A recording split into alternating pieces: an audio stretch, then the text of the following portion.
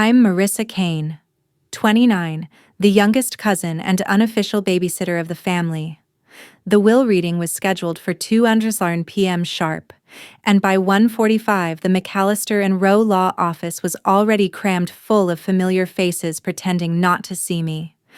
The room smelled like old pine furniture and lemon oil, as if someone had tried to disinfect decades of secrets. Velvet chairs lined the oak-paneled walls. A tray of untouched cookies sat near the corner, like a peace offering no one believed in. I arrived in a navy dress, still damp at the hem from where Nora had knocked over her orange juice 10 minutes before we left the house. Her sticky fingerprints were still visible on my wrist. I'd been asked to help out with the kids while the adults handled the serious stuff. No one said it outright, but the message was clear. Marissa, honey, could you keep an eye on the twins during the reading? Aunt Lynn didn't even wait for my response, just shoved a half-peeled banana into my hand and motioned toward the kids playing with someone's forgotten iPad in the hallway. I nodded, too tired to push back.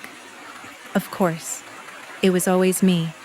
Every Thanksgiving, every birthday, every funeral, I was the one crouched beside a toddler toilet, or cutting grapes in half, or being told that I was so good with kids as a way to sideline me from adult conversations.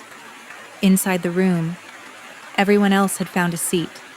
Uncle Raymond, in his too-tight black tie, stood with his arms crossed, lips pressed tight. Cousin Stephanie whispered to her mother with a sharp giggle that stopped the moment I looked their way. Chairs scraped the floor, bags settled into laps, and still no one offered me a seat. A man with graying hair and a tired leather briefcase walked in and closed the door behind him. Is this everyone, he asked? Heads nodded. My own was the only one not counted. I leaned into the hallway, sitting cross-legged on the floor with Nora curled in my lap and Julian playing a noisy dinosaur game at my side. I could hear every word through the door's cracked edge. The reading of Elsie Kane's last will and testament will now begin. My throat tightened. Grandma Elsie, the only person who ever really looked at me, the only one who remembered my birthday without needing Facebook. She used to braid my hair while telling stories about the Great Depression, her voice soft and nostalgic, as if pain could become poetry if you just lived through enough of it. The twins got fidgety, so I started telling them a story quietly under my breath. Something about a caterpillar who thought he was too small to make a difference. I couldn't hear the lawyer anymore, until I could. And to my beloved granddaughter, Marissa Kane. I leave the entirety of my estate, including the house on Hawthorne Lane, all remaining savings, and my art collection on the condition that she not allow it to be sold off by the family. I froze. Nora slipped off my lap. What did he just say? A voice inside the room demanded. The door creaked open. Everyone turned. Every head. Every eye. Even Julian looked up from his tablet. Uncle Raymond stood up. There must be a mistake. The lawyer adjusted his glasses. Unbothered. There is no mistake. Stephanie blinked, as if her mascara-heavy lashes could undo what she heard. Her grandma gave everything to her. The lawyer glanced toward me and raised his voice. Yes. Everything goes to her.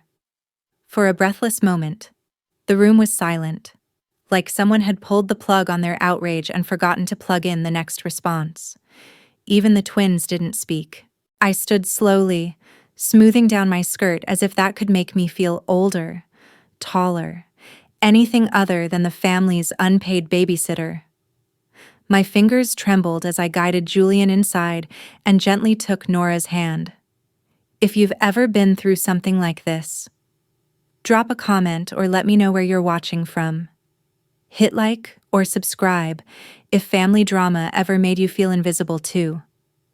The silence grew louder. Then, the oldest person in the room, my great-aunt Georgina, half blind and almost entirely forgotten, spoke. Well, it's about time someone noticed that girl. And just like that, all eyes were on me, Not because I was wrangling toddlers in the hallway, but because Grandma Elsie had spoken from beyond the grave, and they couldn't pretend not to hear her. I don't remember walking to the front of the room. My legs carried me there, but my head was somewhere else, still on the hallway floor with sticky banana fingers and dinosaur roars. The sudden weight of their attention was almost unbearable. They didn't know what to do with me now that I wasn't just the help. The lawyer cleared his throat and turned another crisp page from the will. The sound sliced through the room like a scalpel. "The decision is final," he added flatly, "and Ms. Kane has already been registered as sole executor." That word, executor, sounded clinical, foreign. I was 29, lived in a rented 2-bedroom, and still drove my grandma's hand-me-down Subaru. Executor. The word didn't fit in my mouth. Uncle Raymond's voice cracked from the corner. Elsie must have been confused. She wasn't thinking straight near the end. She was sharper than you, Georgina said without looking up. And she knew who showed up when it mattered. I caught my breath. I wasn't used to anyone standing up for me, especially not in a room where I was normally sent to the kitchen or the kids' table. I looked at Georgina. Her voice was like sandpaper and honey all at once. She sat tall, elegant in her moth-eaten shawl, and stared straight ahead like she'd been waiting for this moment longer than I had. She didn't even tell anyone she was sick. Cousin Stephanie hissed. She just disappeared into that house. That part was true. Grandma Elsie didn't make a big fuss when the diagnosis came. I was the only one she told at first. I had just come over to drop off groceries and saw the stack of hospital papers on her piano bench. When I asked about them, she smiled small and sad and said, "Don't tell them yet. They'll turn it into a war zone." So I didn't. I brought soup. I learned the schedule for her medications. I cleaned her tub when her knees gave out. I rubbed ointment on the bruises from the IV ports she tried to hide. No one else noticed. Or maybe they didn't want to. I was still standing there in the law office, Nora clinging to my leg, when the lawyer began gathering his papers. "You'll need to sign a few documents before leaving, Ms. Kane," he said. Me, Ms. Kane. I wanted to laugh. Just last week, I'd babysat Stephanie's kid so she could go to a wine and paint night. She didn't even pay me, just left a thanks, 'cause on a sticky note beside some half-eaten pizza. The meeting dissolved in a slow-motion shuffle. People stood, chairs groaned, and the temperature in the room changed completely. No one was yelling. Not yet. But I could feel the air thickening, like the pressure before a storm. "Mom would have wanted it to be fair," Raymond said as he walked past me. His breath smelled like coffee and resentment. I stepped aside and let him go. Fair was never part of this family's vocabulary unless it was being used as a weapon. Stephanie brushed past next, not even pretending to smile. "I hope you know what you're doing," she muttered. I didn't. The truth is, I was just as stunned as they were.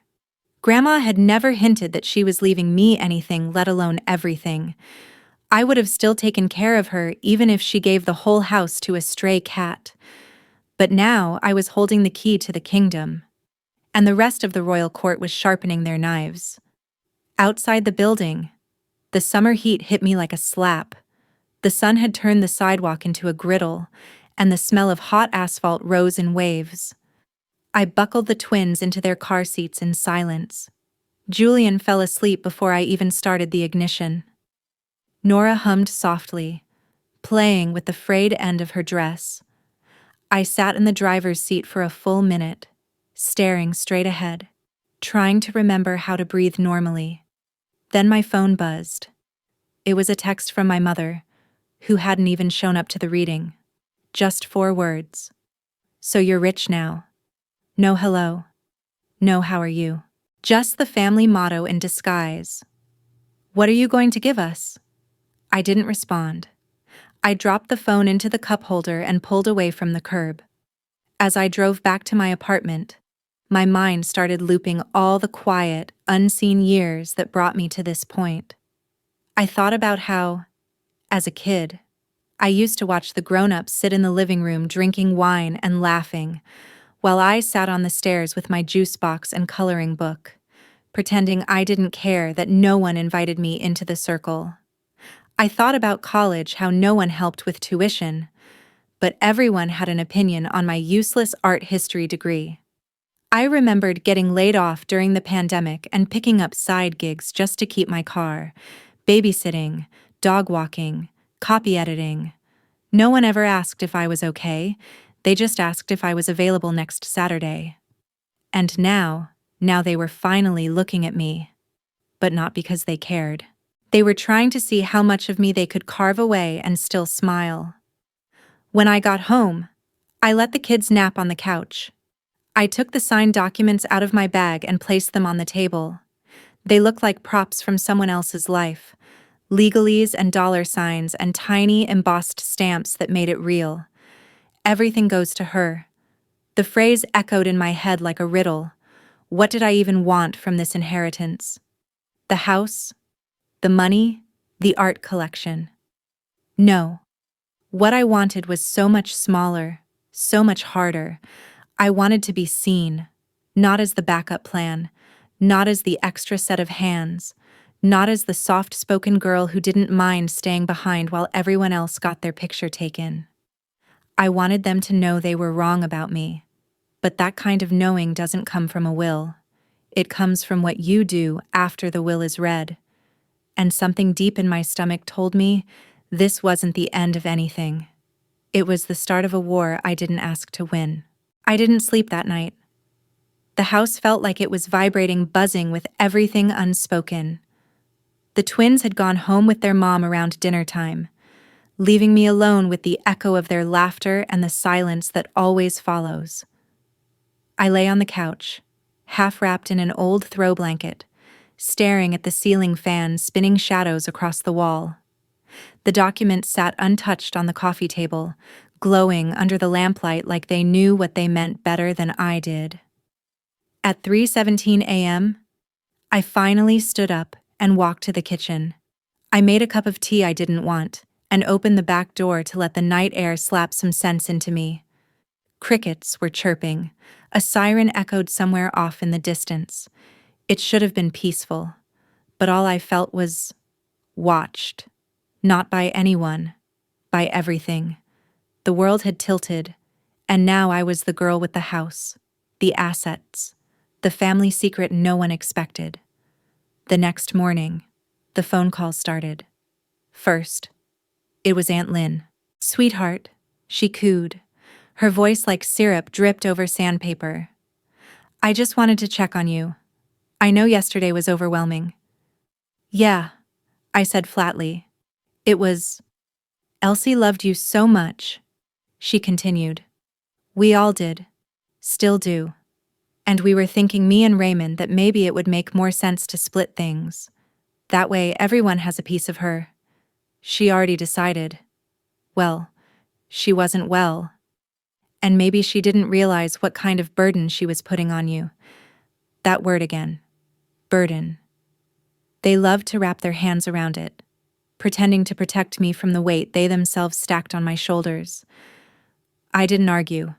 I just told her, "I'll think about it," and hung up.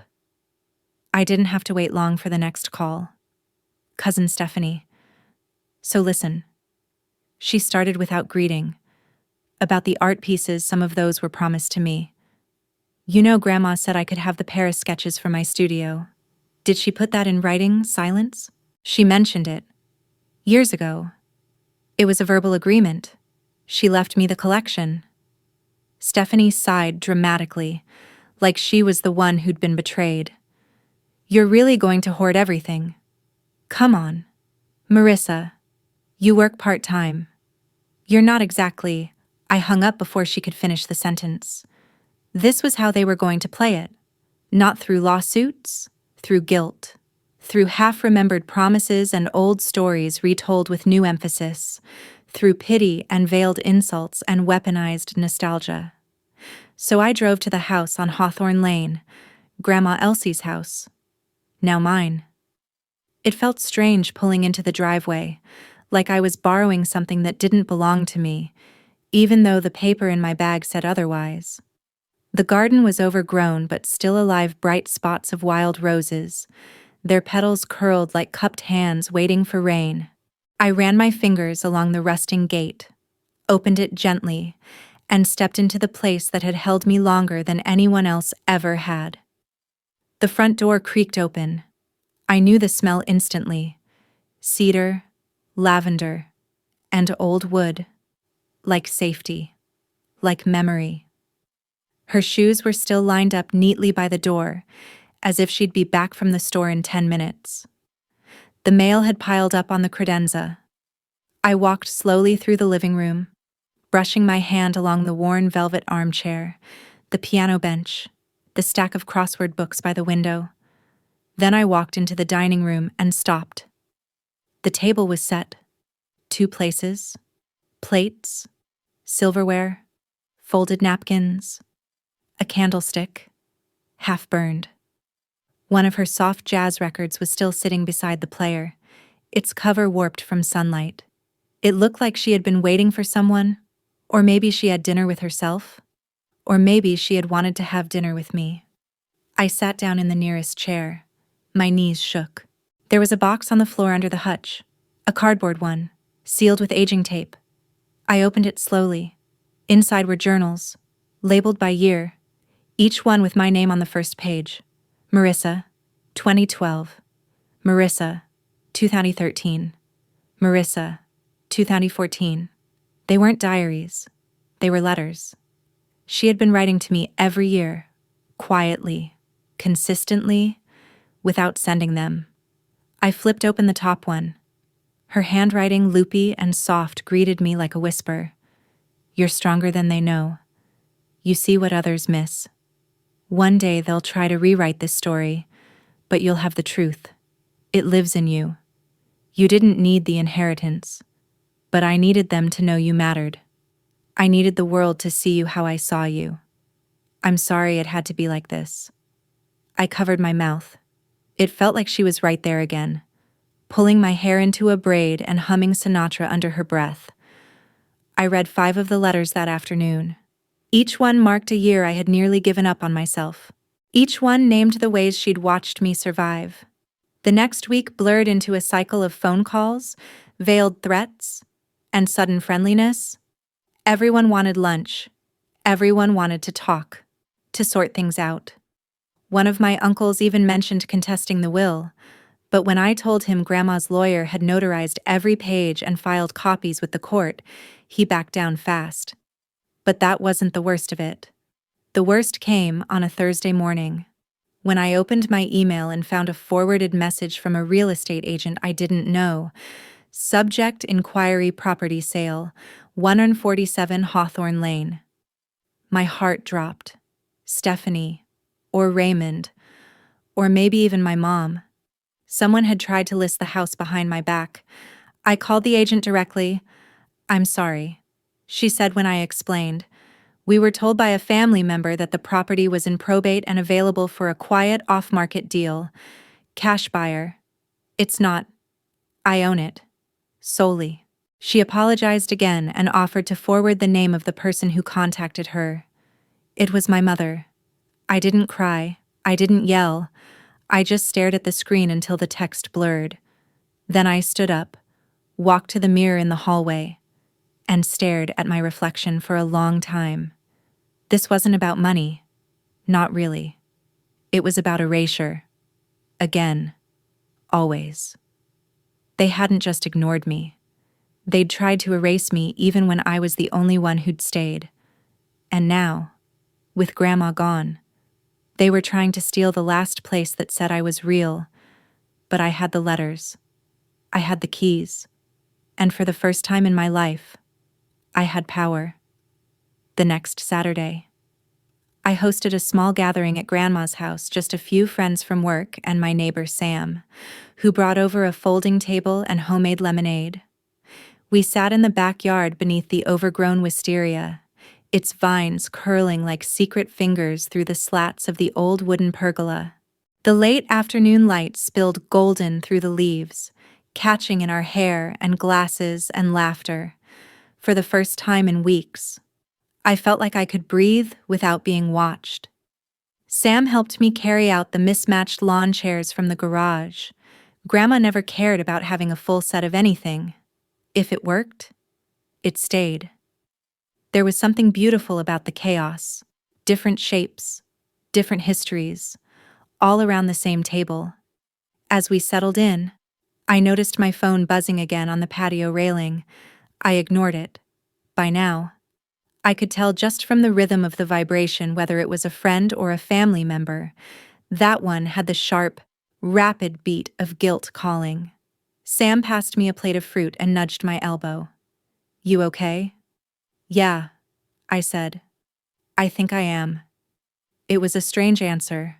Not confident, not proud, just real. Like the kind of answer you give when you finally stop trying to win the conversation. Later, after everyone left, I walked through the house barefoot. The floorboards creaked the same way they had when I was a kid, sneaking downstairs for one more cookie. I opened the hall closet and found a box labeled "For Marissa." "Do not open until I'm gone." It was in Grandma's handwriting, sharp and deliberate, like she wrote it with her chin up. I sat on the carpet and lifted the lid. Inside were three things: a photo album, a small jewelry box, and an envelope. The album was filled with photos I had never seen before me at age 5, with ice cream smeared across my cheeks. Me on my first day of high school holding a sunflower. Me asleep on her couch with a book open on my chest. She had been documenting my life quietly, without fanfare. The captions were handwritten along the edges of each photo. "My brightest light. She makes every room gentler. They don't see her, but I do." I opened the jewelry box next. Inside was a delicate gold locket I'd admired when I was younger. I remembered touching it once and saying, "This is so pretty. Grandma." She had just smiled and changed the subject. Now it was mine. The envelope had no name on it, just a wax seal. Inside, a single note. "Don't let them make you small again." I pressed the paper to my chest. For a moment, everything else disappeared. The phone calls, the whispers, the emails, the lawyer's warnings. All of it dimmed behind her voice in my head. I stood and walked to the piano, still untouched in the living room. I opened the lid gently and ran my fingers across the keys. It was out of tune. Some notes were soft, others sharp, but it still worked. So I played. Not well, not confidently, but enough to remember how it felt to sit beside her while she hummed and tapped her fingers along the edge. I played until the sky turned the color of old peaches and the room filled with dusk. The next morning, I met with the lawyer again.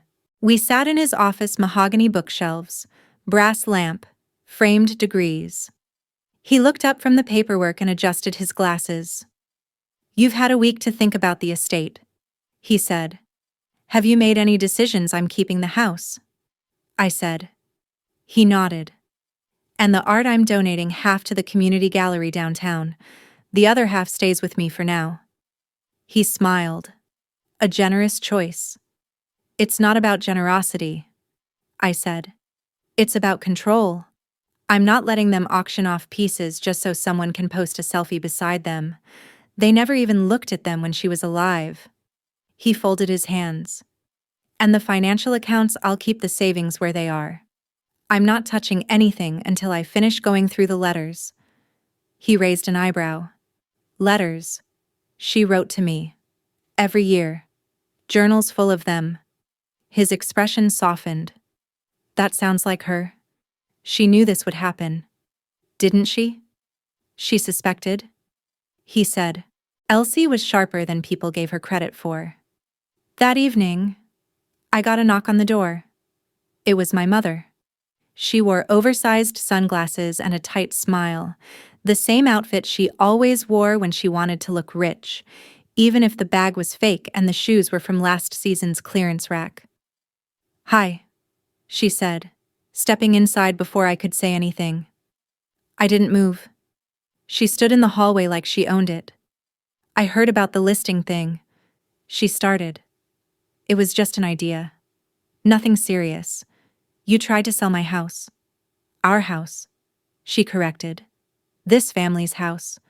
That's what it's always been." "No," I said, steady. "You didn't even come when she was dying. You didn't answer when I called." "I didn't know it was like," she answered. Her face twitched. "I loved you, you know," she said after a pause. "We just had our differences. She loved you too, but she gave it all to me. That was cool." "No," I said quietly. "That was clear." For the first time, her voice broke. "I just thought you wouldn't know what to do with it.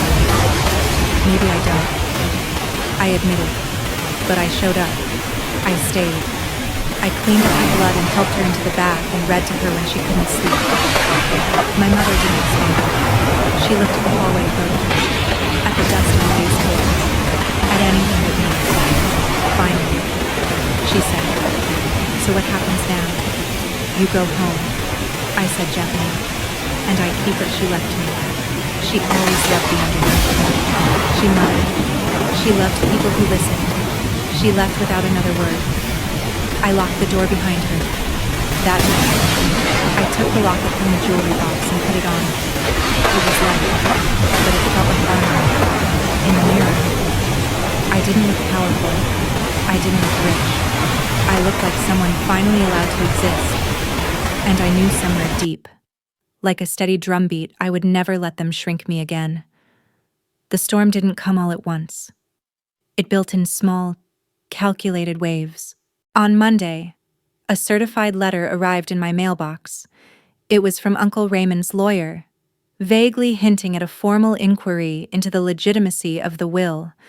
On Tuesday, Stephanie posted a photo of the Hawthorne Lane house to her Instagram story with the caption, "Some people inherit what they didn't earn." By Wednesday, Aunt Lynn called again, this time crying. "I just miss her so much." She wept. "And now it's like you've taken her away from all of us." I didn't raise my voice. I didn't argue. I let her sob into the phone and kept my answer simple. She left what she left. They didn't want justice. They wanted access. I stopped responding. The house became a fortress. Not in a paranoid way. No alarms or chains, but in a quiet, resolute way. Every room still smelled like her. There was strength in the way her curtains hung slightly uneven, in the dishes she left drying in the rack. She hadn't just given me a house, she'd given me proof that I existed outside of what they said about me. I started spending every evening there. I brought my sketchbooks. I sat on the back porch. I drank tea from her chipped blue cup and read more of the letters. There were 22 in total. One night, I found the 2019 journal. In it, she'd written, "You don't need to justify your silence. They'll say you changed. When really, you just stopped playing dead." I stared at that line until the page blurred.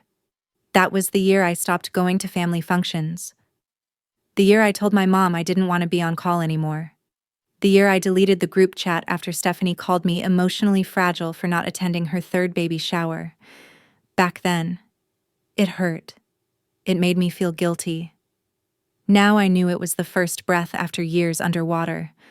But the more peace I found inside Grandma's walls, the more noise they made outside them. It started with Facebook. Stephanie shared a post about family betrayal that got dozens of comments, mostly from her yoga group and ex-high school classmates who only knew half the story. Then came the neighbors. "Your aunt stopped by again," said Mrs. Hargrove from across the street one morning as I watered the lavender bush near the porch. Tried to get me to sign something. Said the house would be a rental soon. I blinked. A rental didn't seem right to me. "You're the one always here." I thanked her and made a mental note to change the locks again. The final straw came when I returned home one evening to find a for sale sign jammed into the yard. It wasn't from a real agency. It was homemade. Sloppy paint. Crooked letters. For a moment, I stood there staring at it, keys still in my hand. Then I laughed. It wasn't funny. Not really. But something about the desperation of it all, the pettiness, the absurdity split open whatever was left of my fear and turned it into something harder. Something steady. I walked back to the trunk of my car, pulled out the small toolkit I kept for emergency art installations, and yanked the sign out of the ground with one motion. I didn't call anyone. I didn't post about it. I simply lit a match in the backyard and burned it in the same fire pit where Grandma used to roast marshmallows. That night, I made a decision. I wasn't going to play defense anymore. The next morning, I called the gallery downtown. "Hi," I said. "My name's Marissa Kane. I'd like to schedule a meeting to donate a private collection." The meeting happened in a white-walled office overlooking the river. The director, a soft-spoken woman named Dana, looked over the photos I'd brought. "These are remarkable," she said, flipping through the images. They're clearly intimate, personal. They were my grandmother's." I told her. She was a collector. Quiet about it. Private. Dana studied me carefully. "You want these to be displayed publicly?" "Some." I nodded. "Others just preserved. Protected." We negotiated for 2 hours. I didn't ask for my name on the wall. I asked for a placard with hers. "Elsie Kane, curator of the Quiet." Dana agreed. As I stepped out of the gallery, the wind off the water tangled my hair. The sky was silver gray, like everything had been turned down a few notches just so I could hear my own breath. I went back to the house that night and stood in the living room, staring at the wall above the fireplace. It was empty. I'd taken down the family portrait. In it, I was standing at the edge, half cropped out, holding Stephanie's baby while everyone else posed. It had always hung there, a silent reminder of my place caretaker. Background blur. The girl with the bottle in her hand instead of a voice. Now, it was gone. In its place, I hung one of Grandma's watercolors, a painting of the orchard behind the house, done in soft blues and sleepy greens. In the corner, her tiny signature E.K. I stepped back and looked at it. For once, the house looked like it belonged to someone who was seen. That night, Stephanie showed up. She banged on the door until I opened it. She was crying real, mascara-smeared tears. But behind them, something harder. "I just want to know why," she whispered. "Why what? Why her? Why not us? Why you?" I stepped onto the porch and closed the door behind me. "Because I was here," I said. She looked away. "We grew up together," she said. "I never thought you'd cut us off." "I didn't cut anyone off," I said. "You just stopped seeing me when I stopped being useful." She sniffed, but didn't deny it. "I miss her," she said. "I do too." For a moment, the space between us softened. Then she asked, "Can I come in?" I shook my head. "Not yet." She nodded like she knew this was the answer before she asked. As she walked away, I looked up at the dark windows, glowing with soft yellow light from within. A house full of ghosts, but not the haunting kind. The kind that protect you. Inside. I lit one of Grandma's old candles and placed it by the window. She always said candlelight made things gentler. I watched the flame flicker, casting little shadows that danced like they were trying to say something. Maybe they were.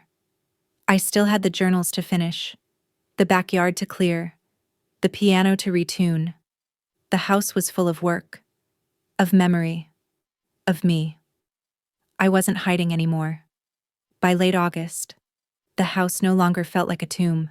The dusty air had been replaced with the smell of fresh paint and rosemary. The rugs had been beaten out, the windows washed, the upstairs hallway, once cluttered with brittle photo frames and old phone books, now held only a row of Grandma's watercolors, each one hung with quiet reverence, spaced just enough to let them breathe. I didn't renovate. I restored. I brought back the peach-colored slipcovers she used in spring, polished the brass doorknobs, re-oiled the piano bench.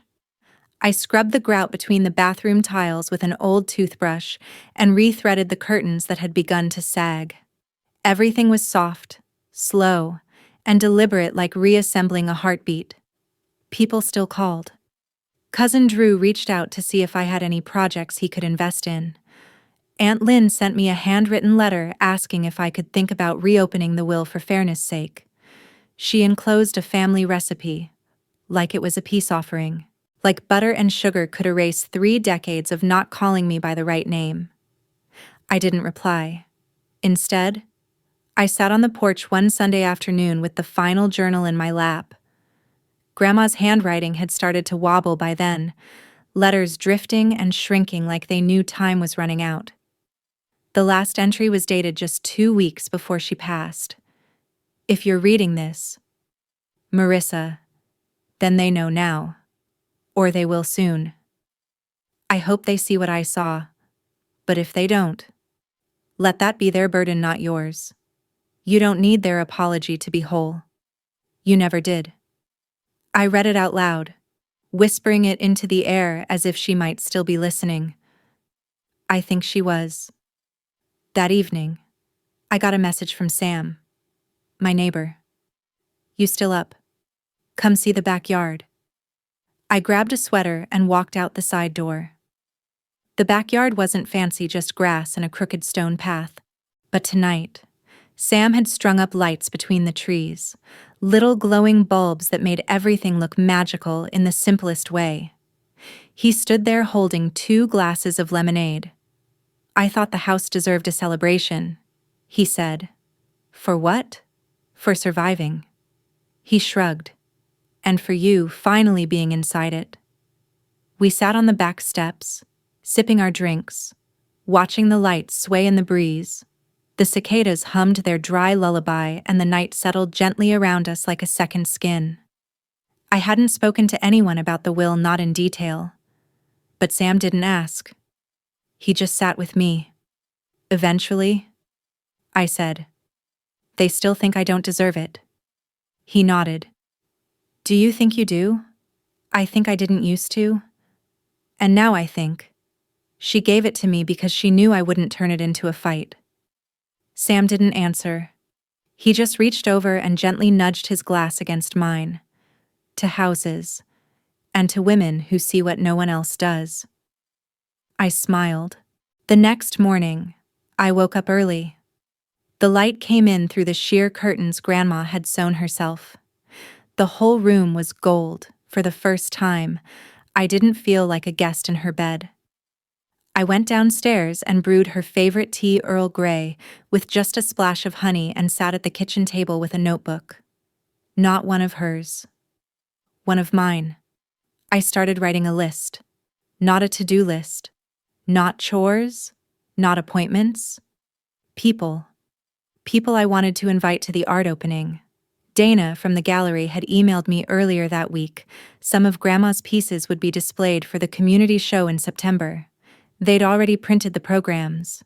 Her name was printed in gold at the top of the list. Private Collection E.K.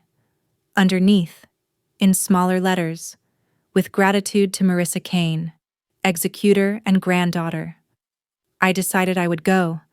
I would stand in front of the pieces she loved. I would smile. I would shake hands. And I would wear the gold locket. It wasn't revenge. It wasn't triumph. It was witnessing. 2 days before the event, my mother called again. I stared at the screen. Then I picked up. "Hi." Her voice was low. "You're really doing this?" "Yes." Pause. "I saw the gallery invite. People are talking. They can talk." I wish she'd told me. She tried. "You didn't want to hear it." Silence again. Then, something I never expected. I miss you. It hit me like a flicker of warmth I didn't know I still wanted.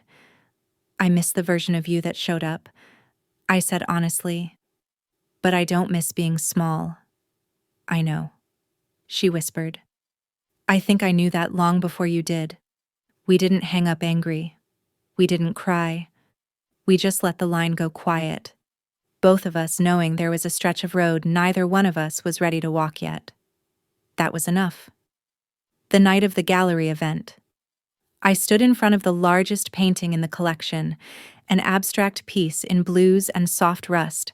It was untitled, but I'd always thought of it as the quiet between. People walked past, admiring the brushwork, the color balance, the framing. No one asked me how I got it. One older woman leaned in and said, "There's something so still about this. Like it's listening to you." I smiled. That's how she painted. Sam was there, in a jacket too big for him, holding a glass of cider like he wasn't sure what to do with his hands. Dana gave a speech about the intimacy of legacy, the power of memory. They clapped.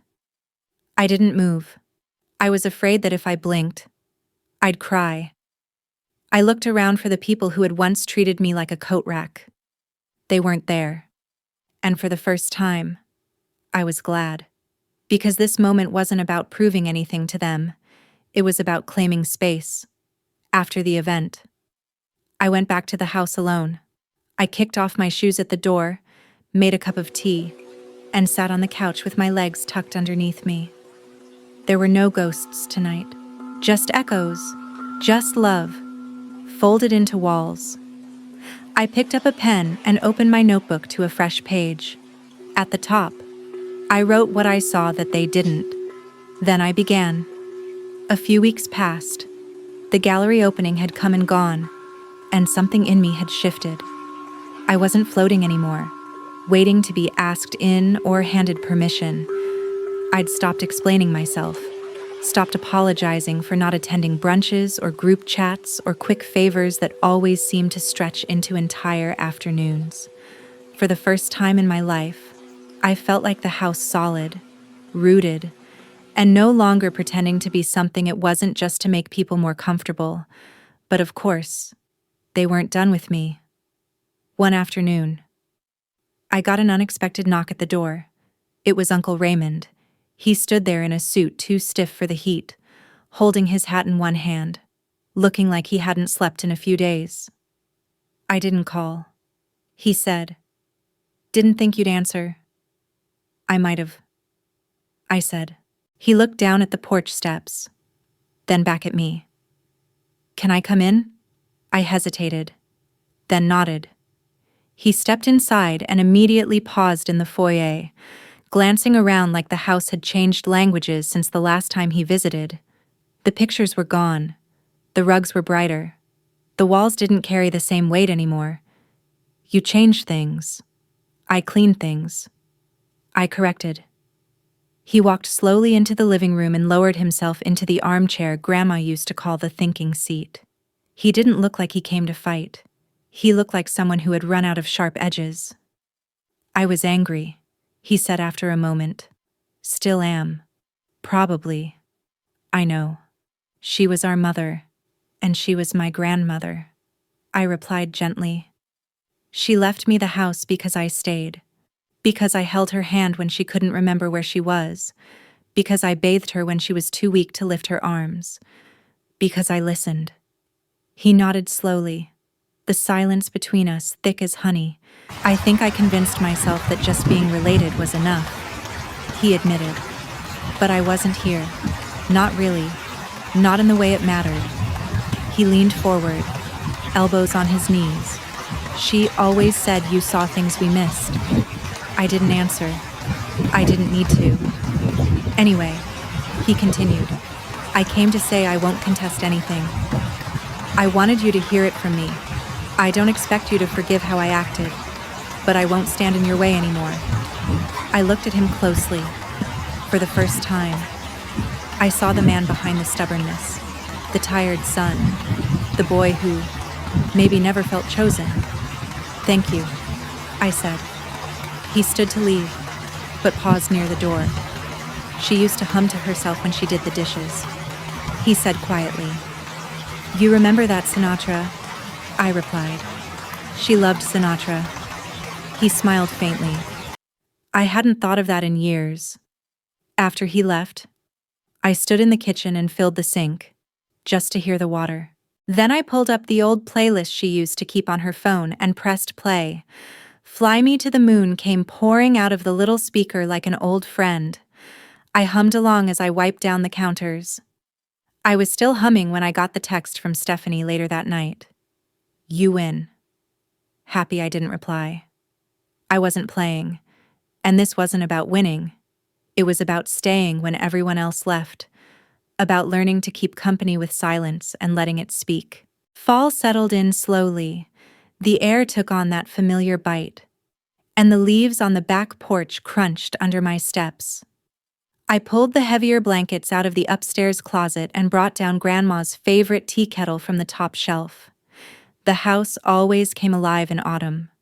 The wood creaked more, the windows fogged gently in the mornings, and the back garden turned golden with marigolds and dying lavender. I started trimming the hedges again. I swept the porch every Saturday. And on Sundays, I wrote. I filled that same notebook with page after page small moments, memories, things I'd carried quietly for years. The time Stephanie made fun of my drawing in front of the whole family. The way Aunt Lynn always corrected me when I said I'm tired. "You don't have kids, sweetie." The night Grandma told me she didn't want to die while they were watching TV in the next room. I wrote it all. Not for revenge, but for record. Because no one had ever told my version. And I was finally starting to believe it mattered. One evening, Sam and I sat on the back porch watching the sky turn bruised with twilight. He had just helped me hang new lanterns under the eaves, soft golden ones that made the backyard glow like something out of a dream. "You ever think about selling it?" he asked gently, like he already knew the answer. "Not once," I said. He nodded. "It's become a part of you. It always was. I just didn't have the keys." We sat in silence for a while, the wind tugging at the chimes near the kitchen window. "Did you ever want to run away from them?" I asked suddenly. Sam took a long breath. "I did. Once. But running doesn't erase anything. You just end up carrying it further."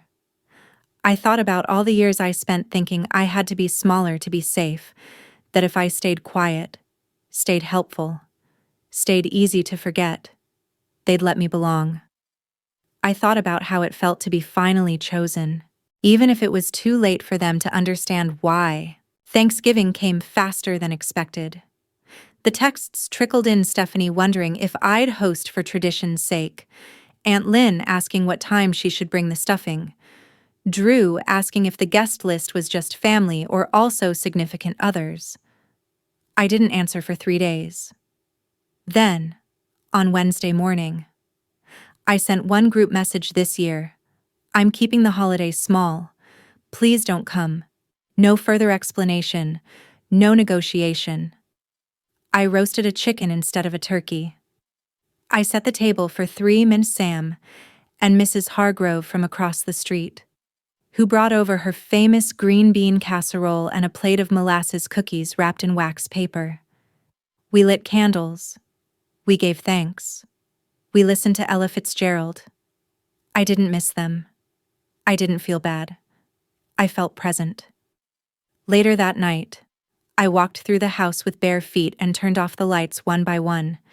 In the hallway, I paused by the watercolor, the quiet between. It looked even more luminous in the dark. I touched the locket at my neck and whispered softly, "I kept it, just like you asked."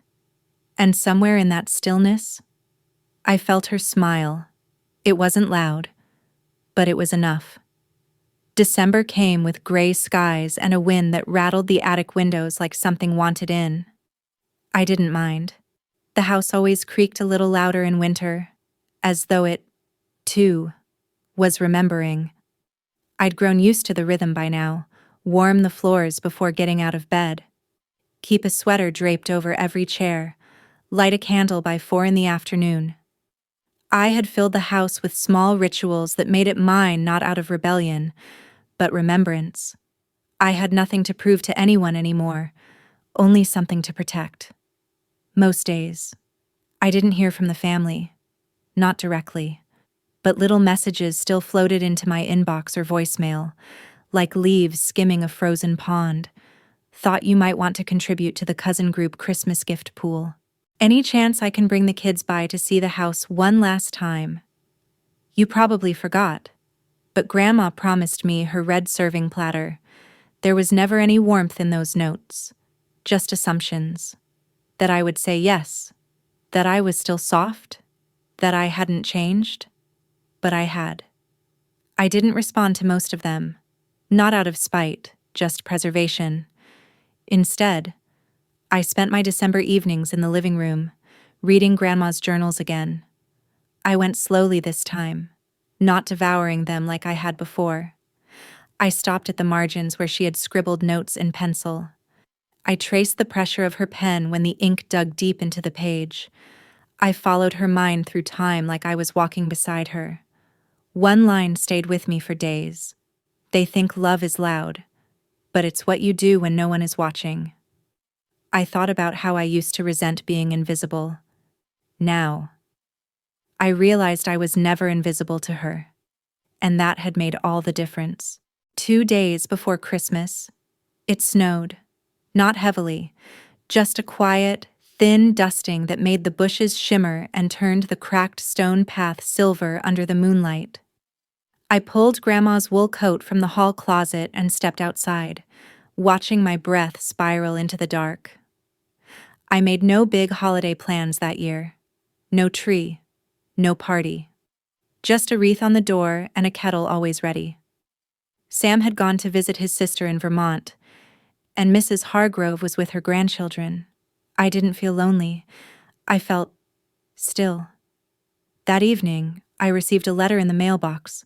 A real one, handwritten, no return address. Inside was a folded card with just 3 lines. You kept your promise. She would be proud. I read it 3 times before placing it on the mantel, beside the watercolor. I didn't need to know for sure who R was. I just let it be. Some things are more powerful, unnamed.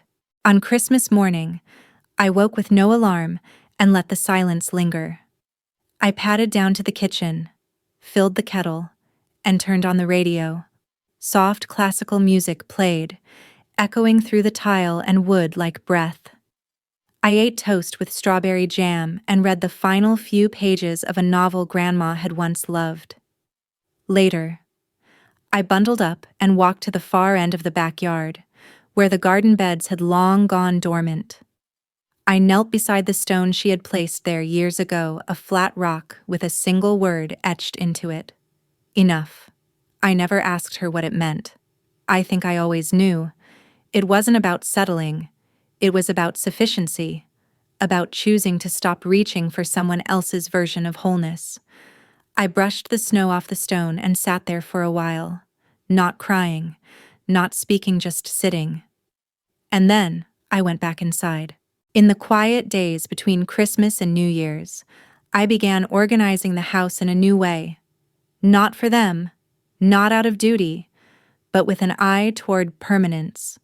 I labeled the shelves, rewrote the inventory for the artwork, scanned and archived every letter Grandma wrote me. I placed a small brass nameplate on the mailbox M. Kane. I added a second lock to the front door. I called the Historical Preservation Board about listing the home as a heritage property. It wasn't a fight anymore. It was legacy. One morning, as I was sorting through a drawer in her old desk, I found a small manila envelope taped to the underside. It was sealed, and on the front, in her firm, unmistakable script, it read, "For when you forget who you are." My fingers trembled as I opened it. Inside was a photo, a Polaroid of me at maybe age 10, standing beside her in the kitchen, flour on my cheeks, a wooden spoon in my hand. my eyes wide and wild with laughter. On the back, she had written, "She was always this brave. She just didn't know it yet." I placed the photo in a frame and set it on the piano.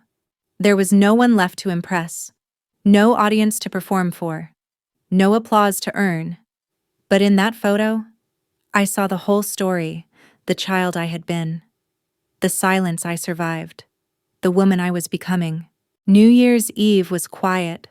A single candle on the table, a cup of tea, a blanket wrapped around my shoulders as I sat by the window and watched the sky flash in distant colors, fireworks from another neighborhood.